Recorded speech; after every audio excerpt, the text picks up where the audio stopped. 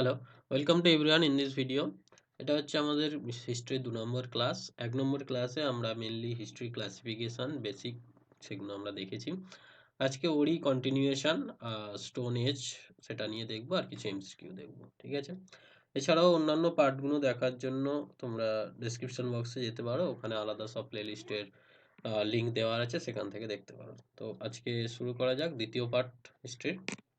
সেটা হচ্ছে আমরা যে ডিভিশনটা করেছিলাম আগে, সেটা এরকম ধরনের ছিল। আমাদের তিনটে পার্টে হিস্ট্রিকে ডিভাইড করা হয়েছিল মেনলি।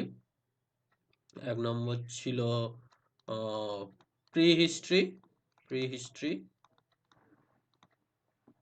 প্রাগ ঐতিহাসিক। নম্বর ছিল প্রোটো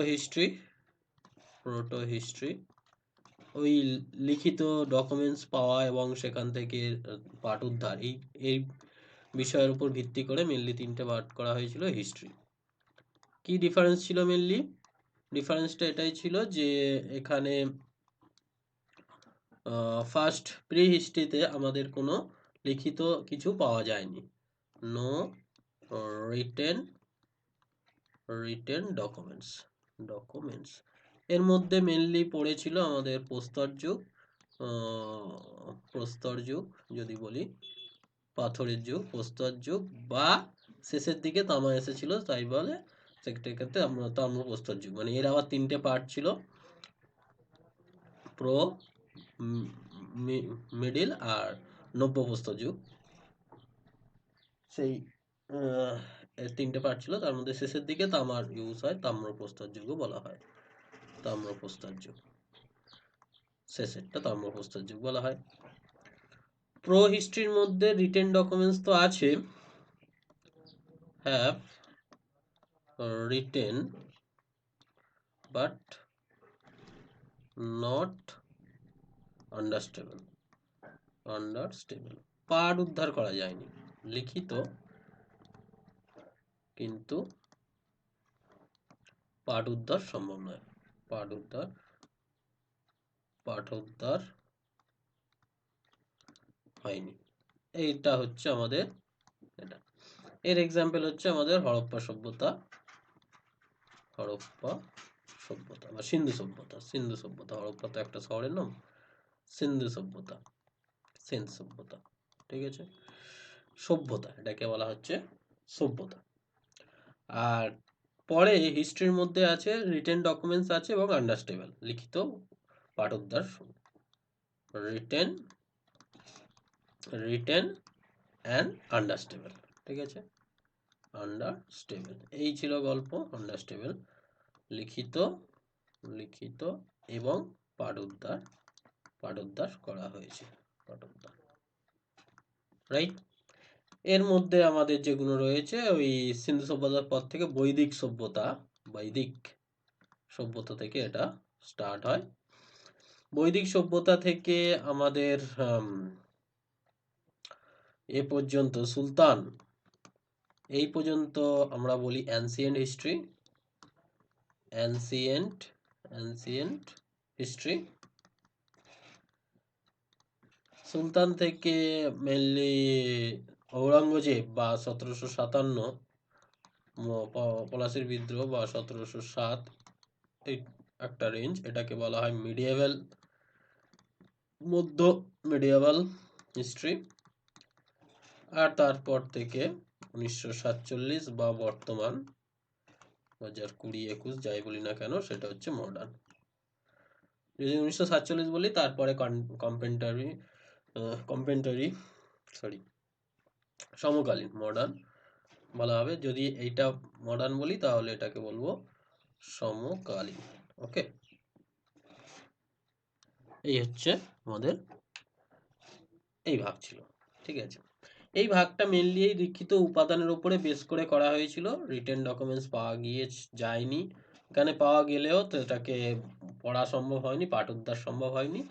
আর হিস্ট্রিতে লিখিত উপাদান পাওয়া গিয়েছে এবং সেটা পাঠ উদ্ধার হয়েছে। বৈদিক যুগ থেকে সেটা শুরু হয়, বেদ থেকে সেই সভ্যতাটা শুরু হয়, ঠিক আছে। সেই ভাগটাকে পরে 2016 সালের দিকে অন্যভাবে করা হয়, সেটা হচ্ছে মেটালের রেসপেক্টে করা হয়। এই যুগটাকে আমরা বলা হলো স্টোন বা তাম্রপ্রস্তর যুগ। পাথর, তামা আর পাথর পাওয়া গিয়েছে এখানে। এখানে তিনটে যুগ ছিল, প্রথম দিকে বড় বড় পাথর, তারপরে ছোট ছোট পাথর, তারপরে পাথর প্লাস মেটাল। এটা আছে, মেটালটা ছিল তামা, তাই জন্য তাম্র প্রস্তর যুগ, তাম্র প্রস্তর যুগ এটাকে বলা হয়। এইটাকে বলা হলো ব্রোঞ্জ। ব্রোঞ্জ ইউজ করা হয়, ব্রোঞ্জ, ব্রোঞ্জ এজ, ঠিক আছে। আর এটাকে বলা হয় আয়রন এজ, লোহা, আয়রন এজ, লৌহ যুগ। এইটা হচ্ছে আমাদের লৌহ যুগ। এই যুগটা ছিল আমাদের ব্রোঞ্জ যুগ, ব্রোঞ্জ যুগ, ঠিক আছে। এই ক্যাটাগরিটা করা হলো 2016 সালের দিকে, তার আগে এটা দিকে টাইম টেবিল একই আছে, জাস্ট ক্যাটাগরির এটা কনসেপ্টটা চেঞ্জ করা হলো, রিটেন থেকে মেটাল, যে মেটালটা ইউজ করা শুরু হলো সেটা। এখানে আমাদের মেনলি ফায়ার ছিল আর কপার ইউজ, এই দুটো ইম্পর্টেন্ট। এখানে ব্রোঞ্জ তৈরি হলো, কেননা কপারটা খুব সহজে এরম বেঁকে বুকে যায়, সেটাকে করার জন্য ব্রোঞ্জ। তারপরে আয়রন তো সব থেকে হার্ড, ঠিক আছে। সেই রেসপেক্টে এটাকে ডিভাইড করা হলো, ক্লিয়ার।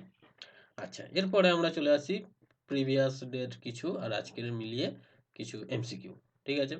প্রথমটা হচ্ছে জন ব্রোস, ইনি হচ্ছেন আর্কিওলজিস্ট, ওয়ার্ল্ডের প্রথম আর্কিওলজিস্ট, মানে বিশ্বের প্রথম প্রত্নতান্ত্রিক, যে ওই মাটি খোঁড়াখুড়ি করে জিনিসপত্র করে, মাটির সম্বন্ধে যে বিশেষজ্ঞ আর কি, প্রত্নতান্ত্রিক, ঐতিহাসিক নয় কিন্তু প্রত্নতান্ত্রিক, যে মাটি খোঁড়াখুড়ি করে, সেই সে হচ্ছে জন ব্রুস, ঠিক আছে। ইন্ডিয়ার মধ্যে প্রথম কে? আলেকজান্ডার ক্যানিংহাম, আলেকজান্ডার ক্যানিংহাম এ হচ্ছে ইন্ডিয়ার মধ্যে প্রথম।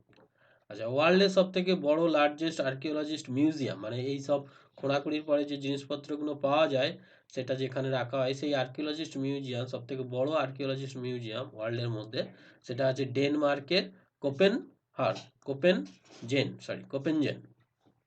কোপেনজেন নামক জায়গাতে, ডেনমার্কের কোপেনজেন নামক জায়গাতে ওয়ার্ল্ডের সব থেকে বড় আর্কিওলজিক্স মিউজিয়াম আছে। আর ইন্ডিয়ার সব থেকে বড় আর্কিওলজিক্স মিউজিয়াম আছে ভোপালে, এই যে এখানে ভোপালে। তার নাম কি? ইন্দিরা গান্ধী মানব সংগ্রহ। প্রথমে ছিল মানব সংগ্রহ, পরে এই নামটা যোগ করা হয়েছে ইন্দিরা গান্ধী মানব সংগ্রহ। এটা কোন ডিপার্টমেন্টের আন্ডারে? সেটা হচ্ছে কালচারাল ডিপার্টমেন্ট, আমাদের যে মিনিস্ট্রি আছে তার মধ্যে কালচারাল ডিপার্টমেন্টের আন্ডারে এই যে আর্কিওলজিস্ট মিউজিয়ামটা সব থেকে বড় ইন্ডিয়ার মধ্যে সেটা আছে।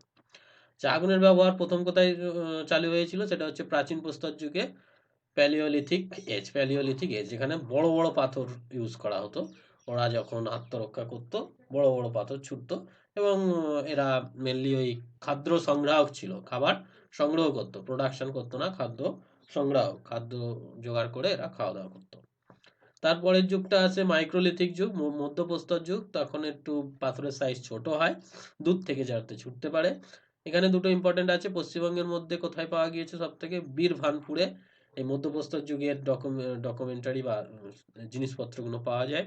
এবং ইন্ডিয়ার মধ্যে প্রথম পাওয়া যায় আদমগড়, এমপি, মধ্যপ্রদেশের আদমগড় জায়গাতে, আদমগড় নামক জায়গাতে, সেখানে মধ্যপ্রস্তর যুগের বিভিন্ন ডকুমেন্টসগুলো পাওয়া যায়। যেখানে ইম্পর্টেন্ট হচ্ছে ওখানে এগুলো চলে আসে, পাহাড়ের গায়ে যে চিত্র, ভীমবেটকর নামক জায়গার নামটাও চলে আসে, সেগুলো সব রয়েছে, ঠিক আছে।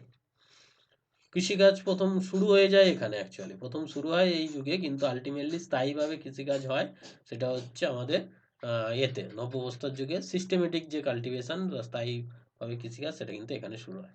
মানে ব্যাপারটা সেই আফ্রিকার কথাটা মনে আছে, প্রথম মানব সভ্যতা শুরু হয়, মানব জাতির যে শুরুটা সেটা আফ্রিকাতেই হয়, কিন্তু সভ্যতাটা যে একটা স্থায়ী সভ্যতা যাকে বলে, সেটা কিন্তু শুরু হয় এশিয়াতে। মানে আফ্রিকাতে মানুষ তৈরি হলেও তাদের আর সভ্য বলা ঠিক নয়, সভ্য জাতি যেখান দিয়ে শুরু হয়েছিল, মানব সভ্য জাতি সভ্যতা, সেটা কিন্তু এশিয়া মহাদেশেই হয়েছিল। যখন ওখান থেকে আফ্রিকা থেকে এশিয়াতে চলে আসে তখন খাবারের জন্য, তখন ওরা স্থায়ী চাষ করার যে ব্যাপারগুলো, সেগুলো মধ্য যুগে শুরু হলেও আলটিমেটলি সেটা ফলপ্রসূ হয় বা যেটা এফেক্টিভলি হয়, সেটা হচ্ছে আমাদের নব্যপ্রস্তর যুগে, মানে নিওলিথিক এজে সেই জিনিসটা ফলস্রুত হয়। ঠিক আছে?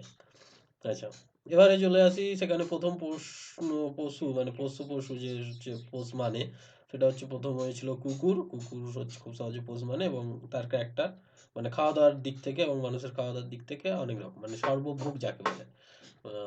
কুকুরও সর্বভোগ আর মানুষের সর্বভোগ, সেই যে ম্যাচিংটা সেইটা কিন্তু এটা হেল্প করেছিল।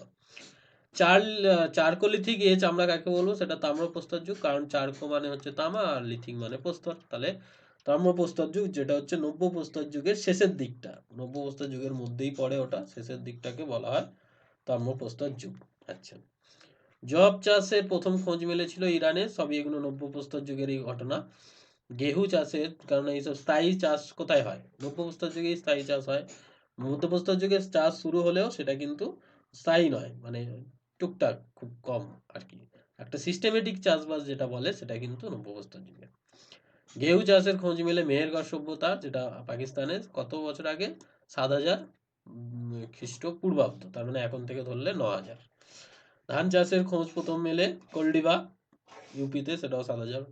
কিন্তু পরে কৃষিকাজের বা ধান চাষের খোঁজ মেলেছিল লেহর দেহ ইউপিতে 8K, মানে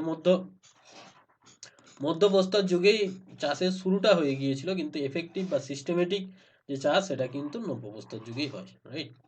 আচ্ছা, pre history, proto history, history, এই তিনটে গতি মানে এই তিনটে যে কাল ক্রময়মান মানে কালের যে গতি, সেই গতির যে ঘটনাগুলো তিনটে স্টেজেরই কঙ্কাল বা ডকুমেন্টস যেগুলো পাওয়া যায়, সেটা একটা জায়গাতে পাওয়া যায়, যার নাম হচ্ছে মেহেরগড় সভ্যতা। এবং এই সভ্যতাটা ছিল গ্রামীণ, নট উরবান, রুরাল এরিয়া ছিল। ঠিক আছে? আচ্ছা, গেরুয়া মৃৎপাত্র সব থেকে বেশি পাওয়া যায় হস্তিনাপুরে। হস্তিনাপুর নামটা খুবই চেনা, মহাভারতের হস্তিনাপুর, যেটা নিয়ে মহাভারত টোটাল এটা, সেটা হচ্ছে নব্যপ্রস্তর যুগে খুব বেশি মাটির পাত্র এখানে পাওয়া যায়, এবং সেগুলো গেরুয়া রং করা হতো। গেরুয়া রং কেন না, খুব সহজেই পাওয়া যেত, কারণ ইটের যে রং গেরুয়া রং, মানে ইট পোড়ালে মাটি পোড়ালে যে রং, সেই রংটা খুব সহজেই তৈরি করা সম্ভব হতো, সেই জন্য গেরুয়া রংটা দিয়েই বেশি, মানে প্রথম যে মাটিটা হয় গেরুয়া রং দিয়েই করা হতো, এবং সেটা এই হস্তিনাপুরেই খুব বেশি পাওয়া যেত, যেটা হচ্ছে হরিয়ানাতে। হস্তিনাপুরটা কোথায়? হরিয়ানাতে। ঠিক আছে? এই কটা কোশ্চেন আপাতত করা গেল, এরপরে আমরা আরো বিভিন্ন ধরনের করব। নেক্সট দিনতে আমরা এটা করব, হরপ্পা সভ্যতাটা। ঠিক আছে? আজকে এইগুলো জাস্ট ডিসকাস করলাম। ওকে, ঠিক আছে। এটা হচ্ছে আমার ইউটিউব টেলিগ্রাম চ্যানেল, এখানে জয়েন হয়ে থাকতে পারো, ইনফরমেশন পেয়ে যাবে। আর ইউটিউব চ্যানেলে গিয়ে গভর্নমেন্ট জব উইথ লক্ষ্মীকান্ত, এই চ্যানেলে গেলে আলাদা আলাদা প্লেলিস্ট আছে, সেখান থেকে দেখতে পারো বিভিন্ন কম্পিটিটিভ এক্সামের জন্য। আর ফিজিক্স যদি অপশনাল পেপার হয়ে থাকে তাহলে এই চ্যানেলে গেলে ফিজিক্সের বিভিন্ন ভিডিও পেয়ে যাবে। ওকে, সেশনটা ভালো লাগলে অবশ্যই লাইক করো, সাথে শেয়ার করে দিও বন্ধুদের সাথে, আর চ্যানেলটি নতুন হলে অবশ্যই সাবস্ক্রাইব করো, যারা সাবস্ক্রাইব করেছো থ্যাংক ইউ। সাথে বেল আইকনটা প্রেস করো যাতে নতুন ভিডিও এলে নোটিফিকেশনটা পেয়ে যাও। So take care, will meet in the next video as soon as possible. Thank you.